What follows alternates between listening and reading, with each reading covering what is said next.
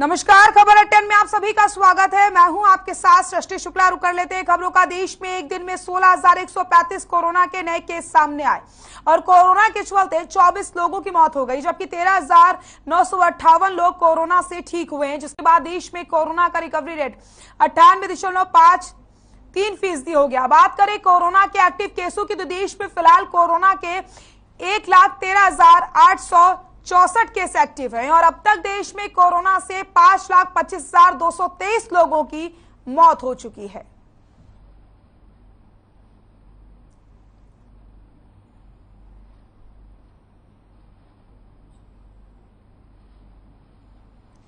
Corona का recovery rate 98.53% पहुंच गया है। देश में मिले 16,135 कोरोना के नए केस।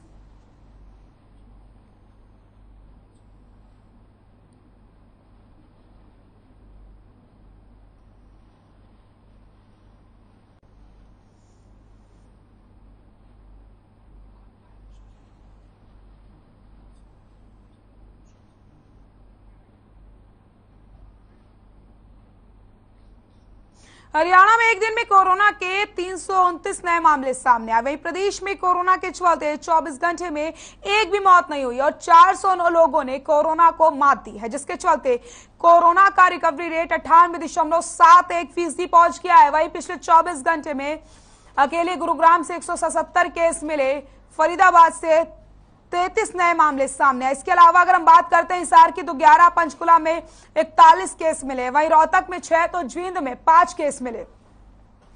अगर बात करें प्रदेश में एक्टिव केसों की तो फिलहाल प्रदेश में कोरोना के 2,452 केस एक्टिव है, जबकि 10,624 लोगों ने अब तक अपनी जान गंवाई है।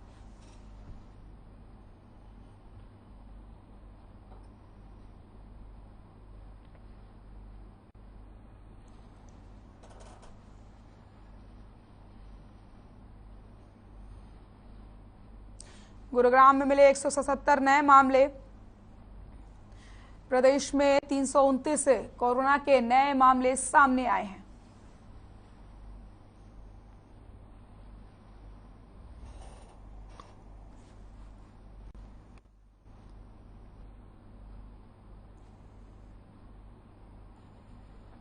स्वामी विवेकानंद की आज पुण्यतिथि है। इस अवसर पर सीएम मनोहर लाल ने ट्वीट करके उन्हें याद किया। सीएम मनोहर लाल ने ट्वीट करके लिखा कि धर्म और संस्कृति के माध्यम से युवाओं को प्रेरित करने वाले, इसके साथ ही विश्व को शांति और सद्भावना का संदेश देने वाले प्रखर वक्ता युग पुरुष स्वामी विवेकानंद को उनके स्मृति दिवस पर कोटिशा नमन।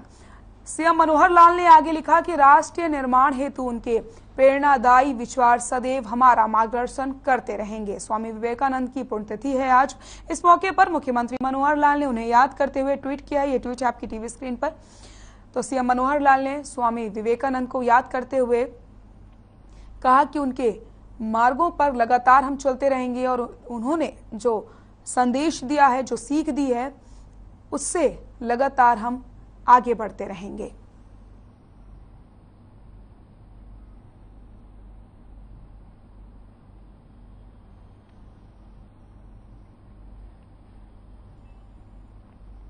रतिया के मॉडल टाउन में पिछले 1 साल से सीवरेज का ओवरफ्लो होने से गलियों में पानी भर जाता है, जिसके चलते वहां लोग बीमारियों का शिकार हो रहे हैं। हैरानी की बात तो यह है कि इसको लेकर के सभी विभागों से शिकायत कर दी गई है, लेकिन आज तक इनकी सुनवाई नहीं हो पाई है। अधिकारियों के चक्कर लगाने को मजबूर हो गए हैं यहाँ के लोग, लेकिन आज तक किसी अधिकारी ने इनकी समस्या का समाधान नहीं कराया है। 1 साल से ज्यादा का समय हो चुका है और अब तक इनकी जो समस्याएं हैं वो जस की तस बनी हुई हैं। अब यहाँ पर लोगों ने पलायन की चेतावनी दे दी है, इसी के साथ प्रदर्शन की चेतावनी भी दे दी है। तो ये तस्वीरें आप देख सकते हैं जहां पर गंदा पानी भरा हुआ है और 1 साल का समय बीत चुका है। 1 साल से इसी गंदे पानी के बीच रहने को मजबूर हो गए हैं ये यहाँ के निवासी। ऐसे में डेंगू जैसी बीमारियां इन्हें जकड़ रही है और अब यहाँ पर इनके पास मात्र एक ही विकल्प बचा है कि ये लोग यहाँ से कहीं और चले जाएं, जिसकी वजह से इन्होंने पलायन की चेतावनी दी है और इसी के साथ प्रदर्शन की चेतावनी इनकी तरफ से दी गई है, क्योंकि 1 साल का समय हो चुका है। यहाँ पे सबसे बड़ी समस्या ही सीवरेज की आ रही है। हम सबसे पहले मॉडल टाउन का एरिया हुड्डा डिपार्टमेंट के पास होता था, जो कि फतेहाबाद में है। हुड्डा डिपार्टमेंट के पास जब हम गए तो उन्होंने कहा हमने आपका सारा टेक इंचार्ज सीवरेज का पानी का नगर पालिका को दे दिया है। तो हम उसके बाद नगर पालिका के पास गए। नगर पालिका कहते हैं हमारे पास स्पेशल कोई रिसोर्सेज नहीं है, हम हेल्थ डिपार्टमेंट से बात कर रहे हैं ताकि आपकी सीवरेज की समस्या का हल हो। सीवरेज 2 साल हो गए सर, पानी यहाँ ओवरफ्लो हो रहा है, किसी भी विभाग ने हमारी सुनवाई नहीं करी।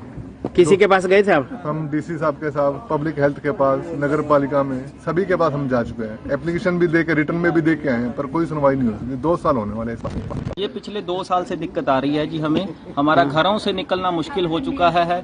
कई बार हमें डेंगू हो चुका है, कोरोना के काल में वायरल हो चुका है। ये जीवन और मृत्यु के बीच एक तरह से हम जूझ रहे हैं, लेकिन कोई स्वास्थ्य विभाग इस तरफ ध्यान नहीं दे रहा है।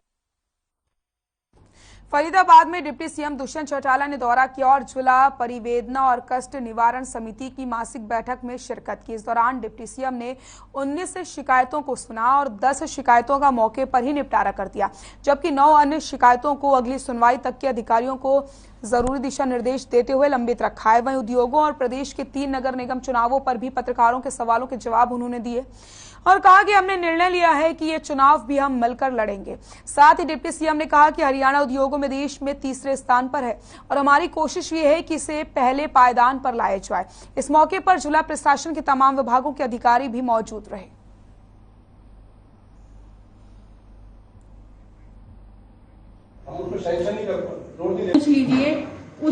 टोटल 19 ग्रीवेंस थी और एक ग्रीवेंस इंटर स्टेट डिपार्टमेंटल थी जो पिछली समय से लंबी थी, उसको भी टेकअप किया है। उसके अंदर से 10 को रिजॉल्व किया है और 9 ऐसी कंप्लेंट्स हैं जिनके ऊपर आगे उपयुक्त एक्शन हम कर पाए, उसके लिए लंबित रखा है। देखिए, हरियाणा प्रदेश ने औद्योगिक क्षेत्र में जहां बड़ी इंडस्ट्री को प्रभावित किया है, एमएसएमई को भी पूरी तौर पर प्रभावित कर अपने प्रदेश में लाने का काम किया और आज देश के टॉप 3 प्रांतों में आना बड़ी अचीवमेंट। और हमारा तो टारगेट है कि इस बार अगर हम 3rd आए हैं तो अगली बार एमएसएमई को सुविधाएं और बेहतर कर और उनको ईज ऑफ डूइंग बिजनेस लाकर उनको टॉप 1st पोजीशन पे लाने का काम। सर, एक राजनीतिक सवाल है, जिस तरह की आपकी तैयारियां हैं, आपने कहा कि कई विषयों पे चर्चा होगी, लेकिन एक कुछ अखबारों में आज इस तरह की खबर भी थी कि 3 नगर निगम की तैयारी विद और विदाउट गठबंधन आप लोग तैयार। आप चिंता न करिए, मिलकर लड़ें। खबर बल्लभगढ़ से, जहां परिवहन मंत्री मूलचंद शर्मा ने बल्लभगढ़ वासियों को 2 करोड़ 50 लाख की सौगात दी। परिवहन मंत्री ने सेक्टर 2 से सेक्टर 62 तक जाने वाले दादा पोते वॉकिंग ट्रैक की नींव रखी। वहीं इस मौके पर मंत्री मूलचंद शर्मा ने कहा कि इस ट्रैक के बनने से सेक्टर वासियों को लाभ मिलेगा। इस ट्रैक पर लोग सैर कर सकेंगे। आपको बता दें, ट्रैक करीब 3 किलोमीटर तक बनाया जाएगा और इस ट्रैक पर कोई भी वाहन नहीं चलेगा।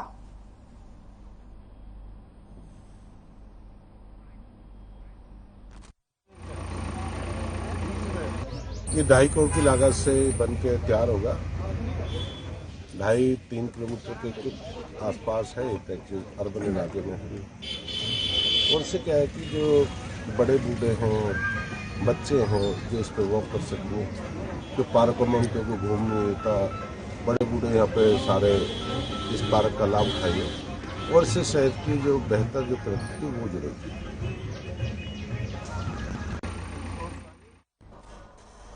होडल में टोल प्लाजा को लेकर के कांग्रेस प्रदेश अध्यक्ष उदय भान ने धरना देने की चुनौती दी है। होडल में नेशनल हाईवे 19 पर एनएचएआई ने तुमसरा गांव के पास लगे टोल प्लाजा को हरियाणा यूपी करमन बॉर्डर पर शिफ्ट कर दिया। आपको बता दें, ग्रामीणों ने गदपुरी के पास लगे टोल प्लाजा को लेकर धरना दिया, जिसके बाद एनएचएआई ने गदपुरी टोल प्लाजा के पास लगे 6 गांवों को टोल मुक्त कर दिया और 20 किलोमीटर तक के गांवों के लिए 200 रुपए प्रति महीने के लिए पास बनाना शुरू कर दिया। लेकिन होडल हरियाणा यूपी करमान बॉर्डर पर लगे टोल प्लाजा पर गांवों को टोल मुक्त नहीं किया गया और ना ही मासिक पास में कोई कमी रखी गई है, जिसकी वजह से यहां पर धरने की घोषणा कर दी गई है।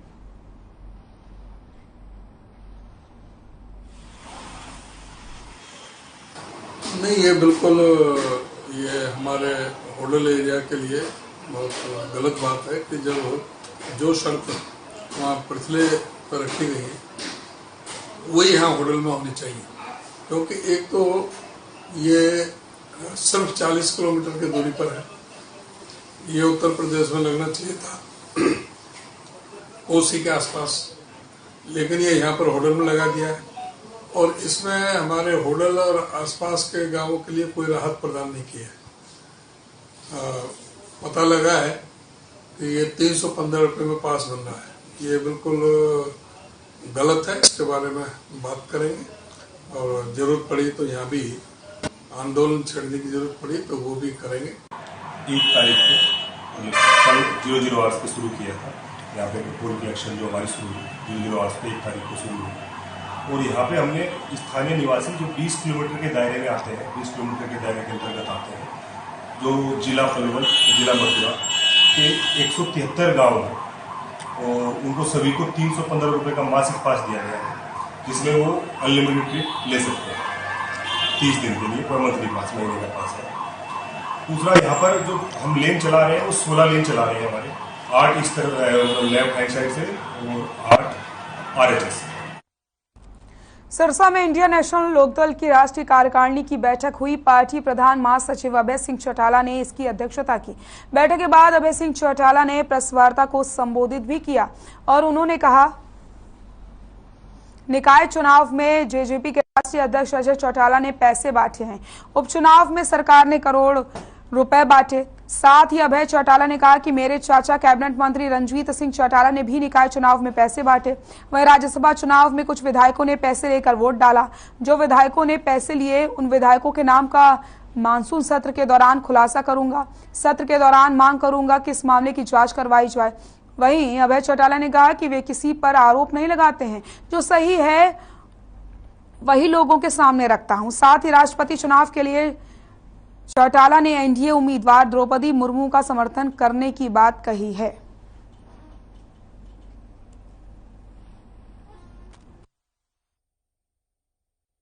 दो प्रस्ताव थे हमारे।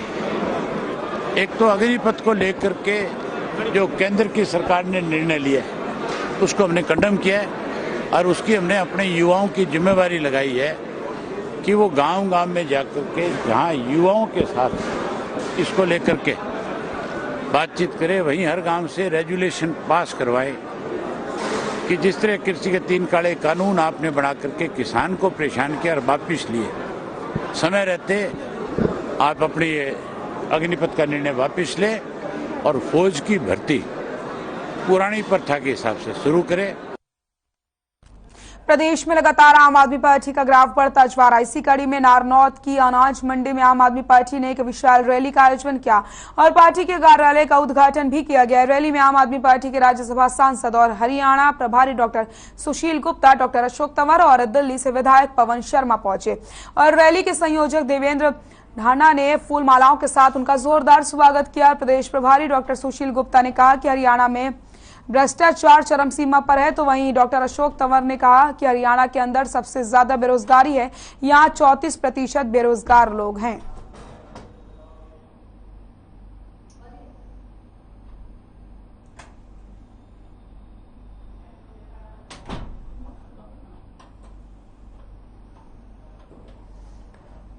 तो सुशील गुप्ता ने यहां पर सरकार पर हमला बोला है। प्रदेश में भ्रष्टाचार चरम सीमा पर है, इसी के साथ बेरोजगारी भी बहुत ज्यादा बढ़ चुकी है। 34% लोग बेरोजगार हैं।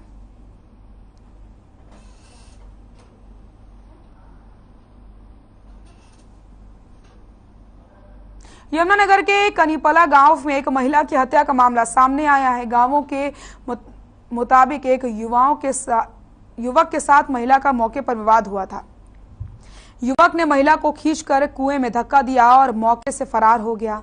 सूचना पर मौके पर पुलिस पहुंचती है। घटनास्थल का जायजा लिया जाता है, साथ ही महिला को कुएं से बाहर निकाला जाता है और शव को मोर्चरी में रखवाया गया है। हालांकि अभी तक शव की शिनाख्त नहीं हो पाई है। फिलहाल पुलिस आरोपी की तलाश में जुटी हुई है।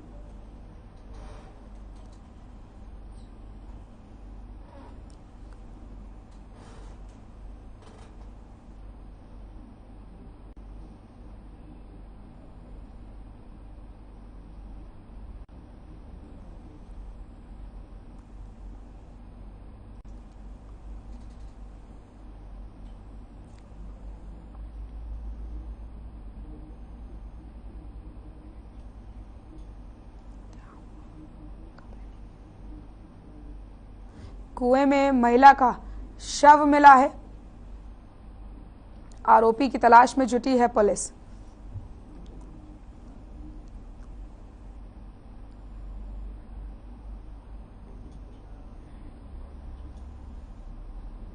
नीलोखेड़ी के तरावड़ी मार्केट कमेटी में बतौर सुपरवाइजर के पद पर कार्यरत महिला कर्मचारी ने सरकारी क्वार्टर में संदिग्ध परिस्थितियों में फांसी लगाकर आत्महत्या कर ली। हालांकि महिला ने आत्महत्या करने से पहले अपने पति नायब तहसीलदार को मैसेज भी किया और अपनी डायरी पर 3 पेज का सुसाइड नोट लिखा है। बताया जा रहा है कि इन दोनों की 1.5 साल पहले शादी हुई थी, लेकिन कई दिनों से इनके आपस में अनबन चल रही थी। थाना प्रभारी संदीप सिंह ने बताया कि सूचना मिलते ही मौके पर पुलिस पहुंच गई।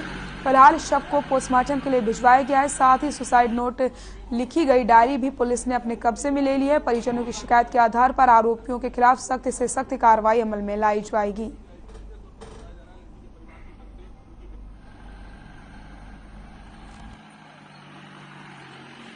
और अंदर से कोई दरवाजा निकल रहा है, तो हम भी मौके पहुंचे थे। जो दरवाजा हमने तोड़ा है, तो उसके बाद देखा है जो मुक्ति है मंडी सुपरवाइजर, जो यहाँ आस पड़ोस से पता करा भाई इन्होंने सुसाइड कर लिया। उसके बाद एफएसएल टीम हमने बुलाई थी, लेकिन जो इसके पेरेंट्स थे जनाने से उनसे हमारा संपर्क नहीं हो पाया था। फोन वगैरह हमने करे, लेकिन लेट हो गया।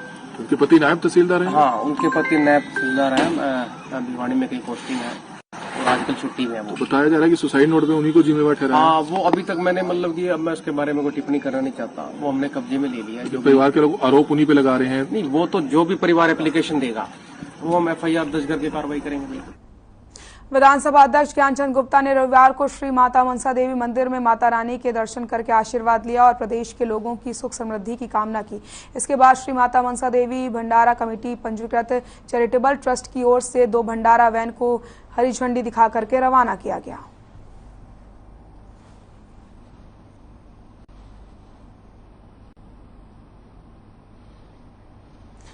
तो मनसा देवी के दर पर विधानसभा अध्यक्ष पहुंचे, माता रानी के आशीर्वाद लिया और उन्होंने पूजा अर्चना की। इसी के साथ उन्होंने 2 भंडारा वैन का भी हरी झंडी दिखा करके रवाना किया।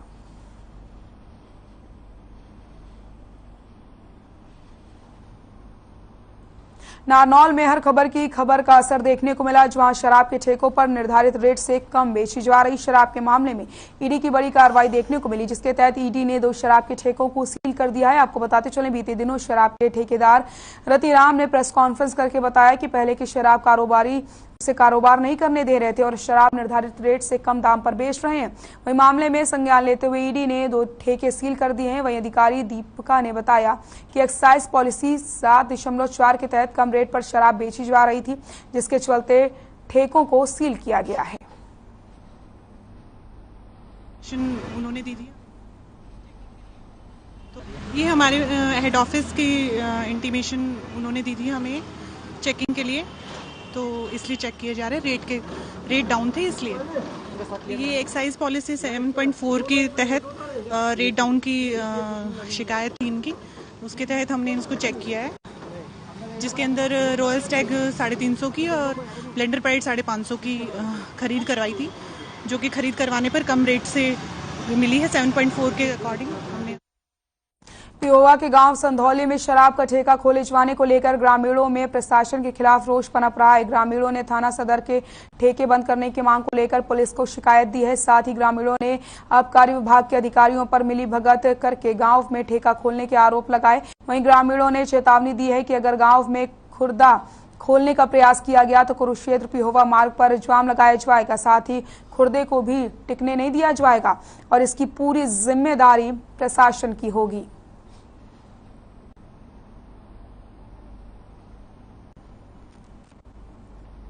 ये हमारा है ना संधौली गांव है, वहाँ कोई ठेकेदार है शराब का, उन्हें एक वहाँ सब हैंड शराब बेचने के लिए ले आया। इस संबंध में मैंने कुछ गांव के लोग हैं, चुनिया फार्म है, नई बस्ती है, बिरोजपुरा खड़क फार्म है, किला फार्म है, यहाँ के लोग मेरे पास आए हैं। इन्होंने वहाँ का जो सब हैंड रखा है उसको ऑब्जेक्शन किया है, भाई यहाँ ना हो, क्योंकि वहाँ बच्चे आते हैं, उसमें मंदिर है। इस संबंध में हमने एक्साइज डिपार्टमेंट से बात की है, तो वो विजिट करेंगे। गाँव की एक कमेटी बनाई है, हम भी इसमें जो भी मतलब ये चाहते हैं गांव के आसपास कोई तनाव ना हो।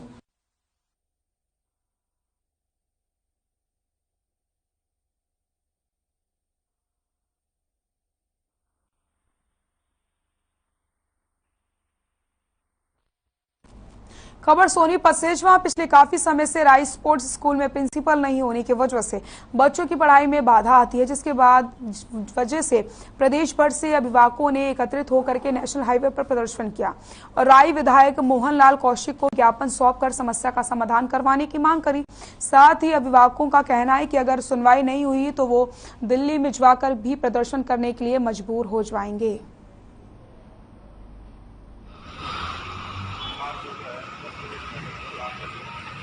मैं स्कूल में बच्चे को डालना नहीं चाह रही थी क्योंकि मेरा इसका एक्सपीरियंस पिछला अच्छा नहीं रहा है। मुझे इसके फीडबैक भी अच्छा नहीं मिला था, लेकिन मैंने खुद ने जो एक्सपीरियंस किया, मेरा बच्चा यहाँ पे स्पोर्ट्स क्लास में एडमिशन हुआ, लेकिन उसको 1.5 साल तक यहाँ की किसी ने संभाला नहीं। 5th क्लास में जाके जब यहाँ पे सर अपॉइंट हुए हैं तब जाके ऑनलाइन क्लासेस स्टार्ट हुई हैं। एंड उसके बाद भी जब यहाँ पे बच्चे ने आया है और उसका ये रहा है कि सर के साथ एक्सपीरियंस ये रहा है कि जैसे ही सर का सस्पेंशन लेटर आया है तो बच्चे ने बोला है कि मम्मी अब तो स्कूल भी बंद है और अब स्कूल जाने की जरूरत ही नहीं है। कोई भी काम अपने पर्सनल वे के लिए नहीं किया, वो उनकी ड्यूटी थी। अगर वो स्कूल के प्रिंसिपल बन के आए हैं तो कर्नल मोर की ये ड्यूटी थी कि वो बच्चों को टीचर्स, कोचेस अवेलेबल कराएं। ये एक बोर्डिंग स्कूल था, उस बोर्डिंग स्कूल में हर वो फैसिलिटी अवेलेबल कराना उनकी ड्यूटी थी। मेडिकल स्टाफ को लेकर के, गार्ड्स को लेकर के, आया को लेकर के, और कर्नल अशोक मोर ने अपनी वो ड्यूटी, अपना वो फर्ज बखूबी निभाया। राय स्पोर्ट्स स्कूल है निशा मिल पर, और ये बहुत ही पुराना स्कूल है, मेरी विधानसभा में है। यहाँ जो बच्चे पढ़ते हैं उनके पेरेंट्स मिले हैं। इनकी बात है वो जायज बात है, वो मैं मुख्यमंत्री जी के आगे रखूंगा।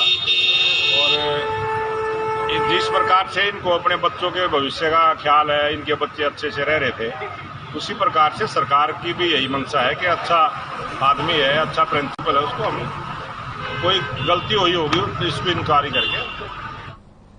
खबर 10 में फिलहाल के लिए इतना ही। देखते रहिए हर खबर। नमस्कार।